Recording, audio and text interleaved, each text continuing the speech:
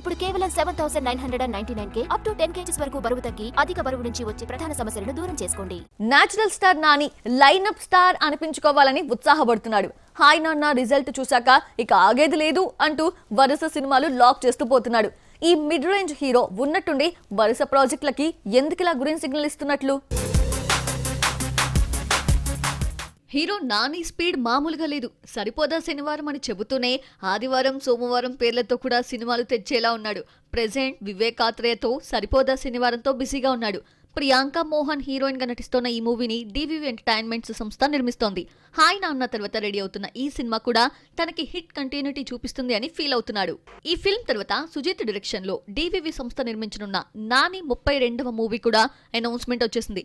సుజిత్ పవన్ తో చేస్తున్న ఓజీ తర్వాత ఫిల్మ్ కావడంతో సినిమాపై ఓ రేంజ్ అంచనాలుంటాయి. వాటిని ఎలాగైనా రీచ్ కావాలి అనే పట్టుదల నానిలో ఉండనే ఉంది. నాని ఈ 2 సినిమాలతో ఆగడం లేదు. దిల్ రాజు బ్యానర్ లో బలగం దర్శకుడు వేణుతో ఒక మూవీ కూడా చేయనున్నాడు. ప్రెజెంట్ ఈ మూవీ స్క్రిప్ట్ వర్క్ జరుగుతోంది. అయితే ఈ 3 సినిమాలతో పాటు దసరా దర్శకుడు శ్రీకాంత్ ఓదులాతో కూడా ఒక మూవీ చేయాలని చూస్తున్నాడు. ఎట్ ప్రెజెంట్ స్టోరీ కసరత్తులు జరుగుతున్నాయి. త్వరలో అది కూడా ఫైనలైజ్ కానుందట. మొత్తంగా 4 సినిమాలతో నాని తన పైప్ లైన్ ప్రాజెక్టులని సిద్ధం చేసుకున్నాడు. Lineup star అనిపించుకుంటున్నాడు.